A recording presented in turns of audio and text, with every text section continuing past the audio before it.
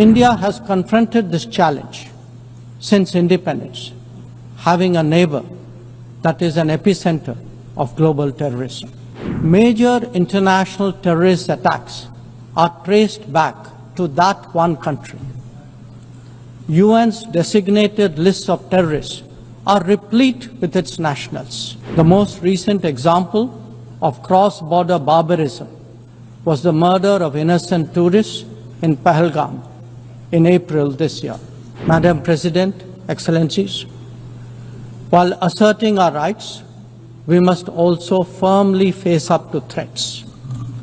Countering terrorism is a particular priority because it synthesizes bigotry, violence, intolerance, and fear.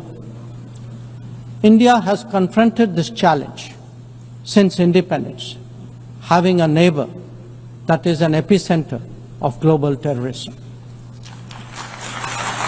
For decades now, major international terrorist attacks are traced back to that one country. UN's designated lists of terrorists are replete with its nationals. The most recent example of cross-border barbarism was the murder of innocent tourists in Pahalgam in April this year. India exercised its right to defend its people against terrorism and brought its organizers and perpetrators to justice.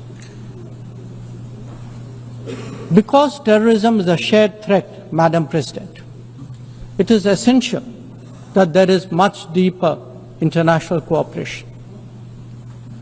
When nations openly declare terrorism a state policy, when terror hubs operate on an industrial scale, when terrorists are publicly glorified, then such actions must be unequivocally condemned. The financing of terrorism must be choked, even as prominent terrorists are sanctioned. Relentless pressure must be applied on the entire terrorism ecosystem. Those who condone nations that sponsor terror will find that it comes back to bite them. Madam President, an objective report card will show that the UN is in a state of crisis. When peace is under threat from conflicts, when development is derailed by lack of resources, when human rights are violated by terrorism, the UN remains gridlocked. As its ability to forge common ground diminishes, belief in multilateralism also recedes.